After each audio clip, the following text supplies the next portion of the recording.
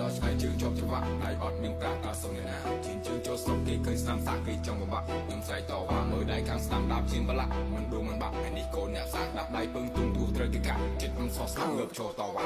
ខ្ញុំដើរដល់ឆ្ងាយជើងជាប់ច្បាក់ដៃអត់មានប្រាក់ដល់សុំអ្នកណាជិនជើងចូលស្រុកគេឃើញស្នាមសាក់គេចង់បបាក់ខ្ញុំស្រែកតវ៉ាមើលដៃខាងស្នាមដាបជាងបលាក់មិនដួលមិនបាក់នេះកូនអ្នកសាក់ដាក់ដៃពឹងទុំទូត្រូវគេកាក់ចិត្តមិនសោះស្នាមងើបចូលតវ៉ាគេដែរគេហៅថាតូច